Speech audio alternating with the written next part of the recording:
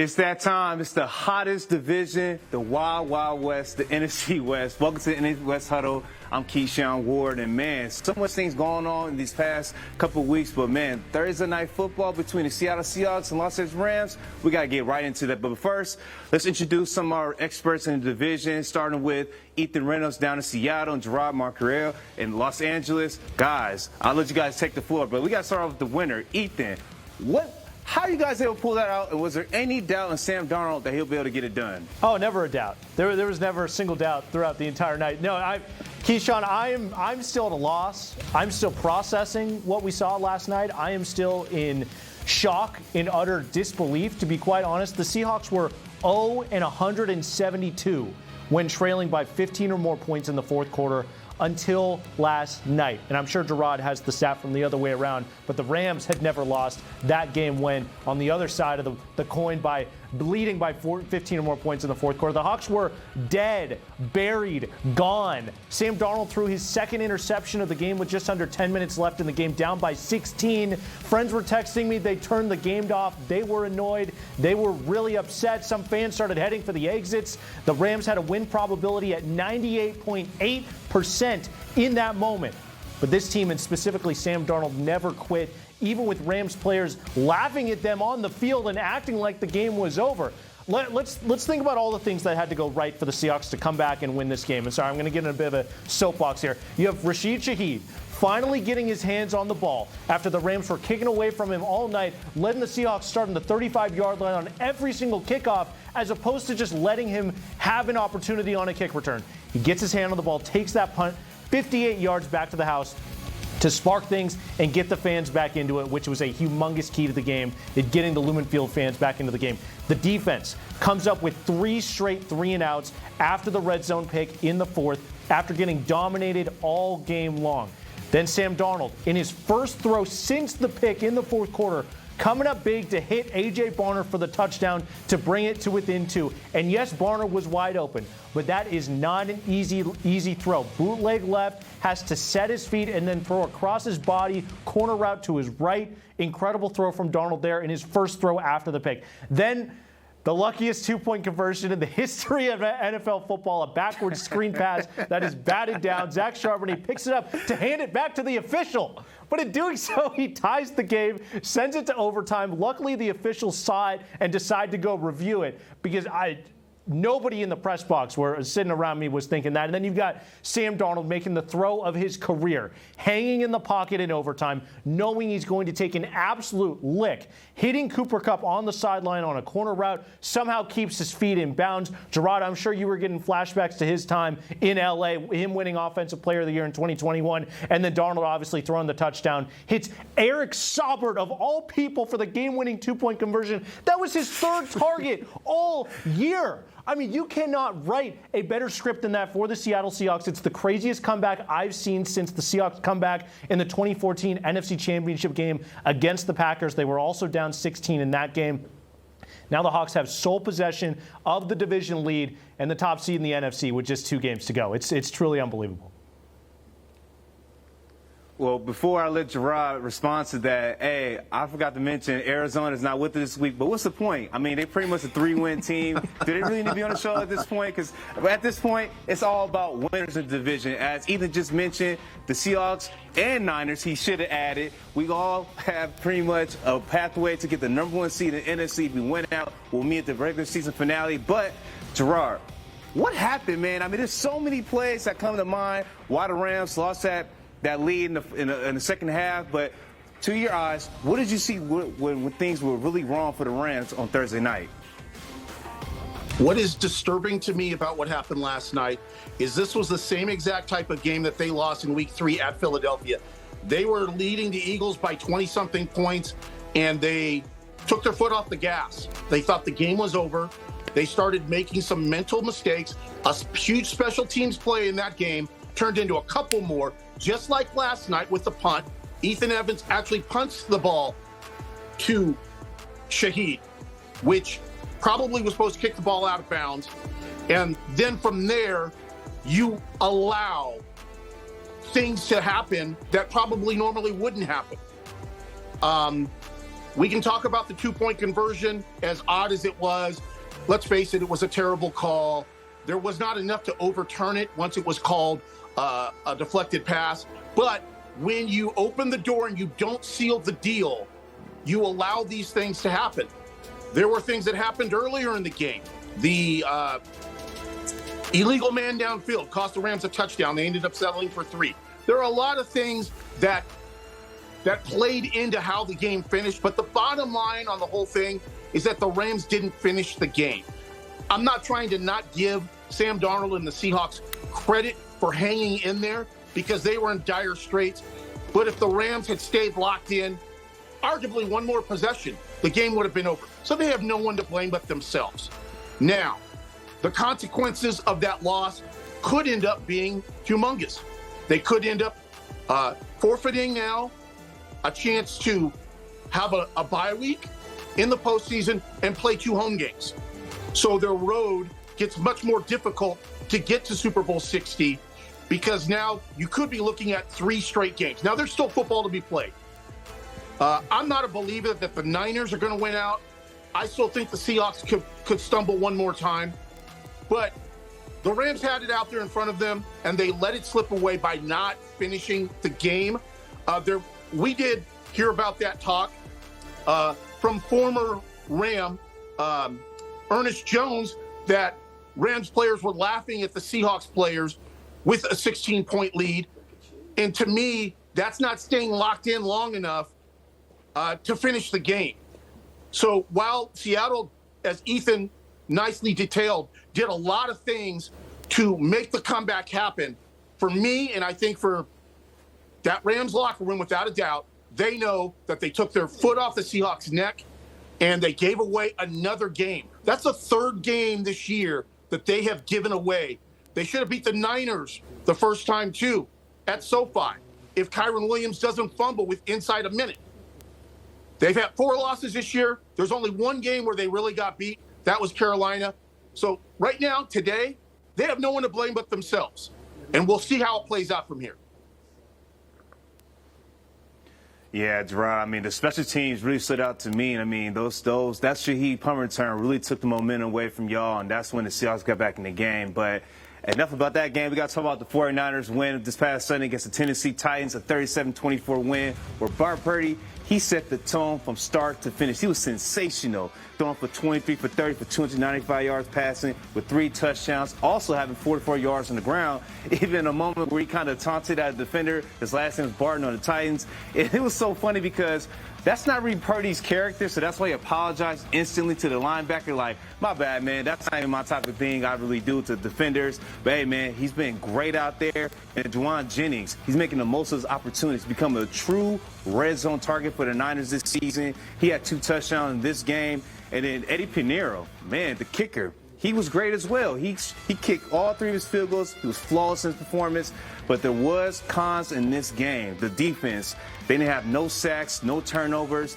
And it's starting to get concerning because that's a 2-win Titans team. Yes, it's any given Sunday, but they should not allow someone like Tony Pollard having 100 yards on the ground. So the Niners got to really shore things up because they're going to be playing some tough teams coming up with the Indianapolis Colts coming on Monday, the Chicago Bears after that, and the regular season finale against the Seattle Seahawks. But until then, let's go ahead and preview some of the upcoming games. You guys won't be in action until the next following week, but I do believe you guys play the Falcons coming up on Monday night, Gerard. So what do you expect for the Rams to really turn things around going into Atlanta on Monday night? Long week heading into that game, Keyshawn. And this team has proven all year long that they bounce back. Sean McVay is not going to let what happened last night beat them next Sunday down in Atlanta. Of course, the Falcons don't have Michael Penix. They're missing other players, too. To me, this is about the Rams. This is a reset game.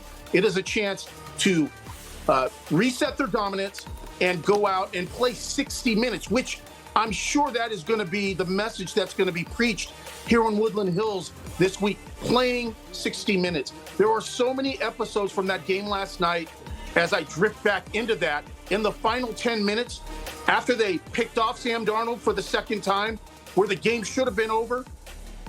So I think the rallying cry this week in Woodland Hills at the facility is going to be flush that game. It's over with. I'm sure they've already done it. But it's got to be 60 minutes in every aspect, offense, defense, special teams. When the Rams do that, they are the best team in the NFL, I believe, and I think they believe that too. But as we found out last night, if you take your foot off the opponent's neck and let them get some momentum, they got the 12th man involved. The 12th man was ready to go home. They were calling it a Seattle night last night. They were ready to go home, and the Rams let them back in it. I guarantee you next week in Atlanta, you will not see that. That will not happen. They will play the complete game. And like I said, there's a lot of football left, but it starts Sunday in Atlanta against Kirk Cousins, a non-playoff team. They should handle them easily, and that's what I would expect. Ethan, do you expect the Seahawks to keep things rolling down in Carolina against the Panthers? Yeah, first of all, Keyshawn, I have to say that's the first time I've ever heard you compliment a Niners kicker, going back to your answer. So congratulations. I know it's been a long road for you guys on that front. But, yeah, you know, the Seahawks have everything in front of them. But it's not going to be easy. So, you know, to finish the year, the Hawks have 2 straight road games. First at the Panthers, who upset the Rams. You heard Gerard talk about it just a couple of weeks ago. So, you know, they have that pedigree of play in them. Then they followed that up with a loss to one of the worst teams in the league in the Saints. So who knows which Carolina team is going to show up next Sunday. And then after that, it's the big one. And you need to make sure that you don't overlook this Carolina Panthers team looking ahead to the end of the year matchup in Santa Clara against the 49ers. And with the Hawks losing to San Francisco in week 1, that game could be for the NFC West title if both teams take care of business leading up to that game. And it could even be for the 1 seed potentially. So the Seahawks overcoming a huge hurdle last night in being able to win the division and solidify the 1 seed in the NFC, setting up their path to make it back to the Super Bowl since 2014. But it is far from over. 2 games on the road, one in the Panthers that you thought was going to be a cupcake when the schedule came out. And then you knew this Niner game was going to be a tough one, even with, Keyshawn, all the injuries you guys have sustained up there in Santa Clara or down there. It's going to be a tough one. It's going to be a battle. It always is between those 2 NFC West squads. All right, y'all, we're going to take a quick break, and after we're going to talk about who needs home field advantage the most between the three of the teams in the NFC West. Stay tuned.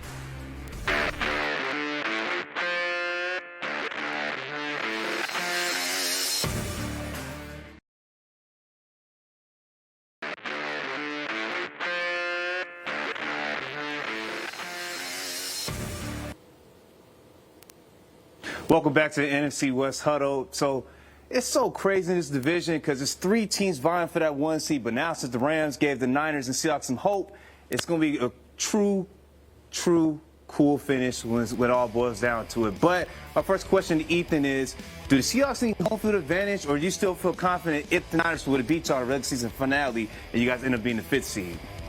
Yeah, you know, if you're looking around the division, who needs it most? I think it's the Seahawks. I think they do need that home field advantage, even with how good they've been on the road under Mike McDonald, and it has been historic, just the 1 road loss this year. Turnovers are so hard to overcome on the road specifically. You saw that in the Seahawks' first matchup with the Rams. Sam Darnold's prone to turning the ball over. I think that's just something that we need to accept. I think that's just something that comes with all the talent, all the splash plays he can make. You saw that with Andrew Luck. You saw that with Brett Favre. And now I'm not saying Sam Darnold is Andrew Luck or Brett Favre, but sometimes you just see that with quarterbacks, gunslingers, who they're going to turn the ball over because they're taking shots. Because of that, I think the Seahawks are the ones out of the 3 teams in this division that need home field advantage the most. Then you factor in how special playoff football is at Lumen Field. One of the best home field advantages in the entire league. The Seahawks would be losing the most if they had to go on the road in the postseason. I think there's a reason the 3 Seahawks Super Bowl appearances have all come when they are the 1 seed, and it's that massive advantage they have when they play in front of their home fans. Hopefully we see that trend continue, and they're just one ginormous step closer to actually making it happen and having the playoffs run through Lumen Field. Well, Gerard, don't get mad, but I might take some of your points, but hey, I think the Rams need home field advantage the most just because of the history that's happened in the postseason. Just look at last year when it down to Philadelphia. A lot of people believe that game was played at SoFi Stadium. It had been a totally different turnout, but they came up short against the Eagles. And then a couple years before that, in 2022, when they played the Green Bay Packers, in those cold climates, the Packers would beat the Rams. So it just seems like the Rams need to be home in L.A. where they don't have to worry about the elements. And I have a lot of confidence in the 49ers because it's been so many moments like when they played it in Green Bay, whether it's been Colin Kaepernick or Brock Purdy, Jimmy G, it doesn't matter. Whenever the Niners play down in somewhere really cold, they always get well adjusted to the climate and the conditions. So I think the Rams need home field advantage the most. Gerard, would you agree with that? I'm going to say it's the Seahawks. I agree with Ethan. I do. I think what's different about this Rams team is they are more out of the last couple of years, ever since 2021 when they won the Super Bowl. They missed the playoffs one year. But these teams that are actually competing for the postseason since they won the Super Bowl, this is the most physical team since that team won the Super Bowl. The run game travels. The defensive line travels. I think one thing that could be affected due to the weather would be Matthew Stafford. He doesn't like to throw a wet ball. Obviously, the passing game is a big part of the Rams' arsenal on offense. But that is one of the things that was so big about last night. If the Rams end up in Chicago or Lambeau or Philly and the weather is not inclement, it's not bad. I think I'm fine and I think they're fine. Okay. If they end up going to Chicago or Lambeau or Philadelphia, what we saw last night and the weather is bad, what happened last night is a humongous deal. Do I think that they can compete in bad weather? Much more better than previous Rams teams. But to say that it wouldn't be a factor would not be being honest, but I still think they're better off than if Seattle has to go on the road. That crowd at Lumen is without a doubt a factor. And, I think the Rams are the type of team right now that can overcome some mistakes. But again, it all comes to playing their football game and not allowing outside things to play a role in the outcome of the game, which is what we've seen in pretty much every game they've lost this year. So do I think they can win on the road in the postseason? I do. I think Seattle needs it more than the Rams because I'm a believer in the Rams' run game, as we saw last night, which is what you're going to have to do if you're going to play on and win on the road in bad weather. So I think it's the Seahawks, but the Rams aren't far behind. I'll give you that. They're not far behind in needing it. Well, Ethan, I know you don't cover the Cardinals, but I got to just include them in this show in some type of aspect. Do you think that the Cardinals need to do the complete reset from Jonathan Gannon and Kyler Murray, or do you think one of them should come back and get one more chance next season? Yeah, it's a good question. I was a big believer in Jonathan Gannon heading into the season, and Kyler Murray for that matter. I mean, you can check the tape on offseason episodes of this show, but it obviously hasn't worked out. I think they need to hit the reset button on Kyler Murray. I think Kyler Murray still has some good football left in him. I just don't think it'll be in Arizona. I think he needs a change of scenery, similar to a Daniel Jones, similar to a Sam Darnold. I think he needs sort of a renaissance and sort of a fresh set. Jonathan Gannon, I don't know. I'm not close enough to that team to be able to tell. There's a lot of cheesy clips of him online. That's all I can go off of. Has he lost the locker room? This team I felt like was supposed to be a lot better than they are, so I feel like you could easily hit the reset button there as well. Well, we're going to take a quick break. After this break, we're going to talk about which of the players we think on our respective roster will make on the 2026 Pro Bowl roster. Stay tuned.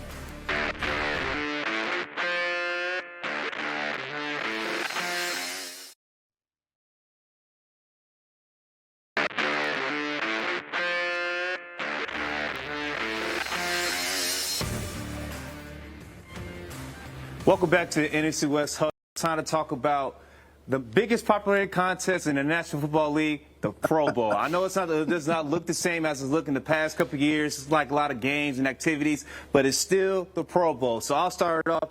I think the Niners will have at least 3 players make the Pro Bowl this year. I'm starting with Christian McCaffrey, who's 13 overall in rushing yards, 820 receiving yards. It looks like he'll have 1,000 rushing and 1,000 receiving yards, I might add. He's been historic all season. It hasn't looked like the C-Mac we saw in the past, but very highly productive. And then also he has 8 catches for the year, and he's 3rd in total yards right now. But also, George Kittle, even though he was banged up this year, he has 6 receiving touchdowns, and he's 4th among all tight ends in receiving yards. Man, Kittle's been doing a lot of work in a less amount of games. And then I got to go with Kyle Juszczyk. I mean, the fullback position might be dying, but the one guy that always come up when that position comes up in the Pro Bowls is always Kyle Juszczyk, who'll make his 10th this year. So, Ethan, how many Pro Bowls will the Seahawks have this year? Well, hopefully it's 0 because they'll be playing in the Super Bowl and prepping for that game. But if they're not, I think they should have 7.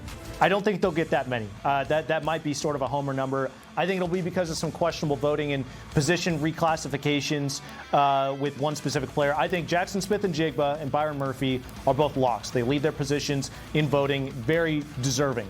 The other guys that are looking likely, Jason Myers, kicker, he's leading the league in made field goals, single-handedly won the game against the Colts. Leonard Williams, who's crept up to 4th in voting for defensive tackles. He should be a defensive end as he was last year and is playing in the same defense and would likely be a lock there. But if he ends up getting in, it's not going to matter. Then there's some guys, some fringe guys that I think are very deserving. First off, Sam Darnold. He's 9th in voting at quarterback, 6th in yards per game, 5th in touchdowns, 7th in quarterback rating. He's leading a 12-3 team in possession for the 1 seed. I mean, that's a Pro Bowl quarterback right there. And then I also think rookie left guard Gray Zabel should get a look as well. And then also DeMarcus Lawrence. He's helped transform the Seahawks defensive front into one of the best in the NFL. So I think it should be 7. It's probably going to be less, but we'll see at the end of the day. Gerard, give me a quick answer. It's pretty simple for me. Puka Nacua, Devontae Adams, Matthew Stafford, and on the defensive side, Jared Verse, and newcomer Nate Landman, who has been the glue. As a free agent coming into the Rams defense, he has solidified the linebacker role, where the Rams have kind of had a little bit of an open door over the last couple of years. But I think those 5 guys should definitely be locks. Matthew Stafford, in my opinion, is still the MVP of the NFL right now. Well, thank you guys for joining us this week. It'll be interesting to see this Sunday who will come out on top for the Niners and Colts game. I think the Niners they'll beat the Colts, but on Monday night. But hey, thank you for joining us this week. We'll see y'all next week. Have a good one.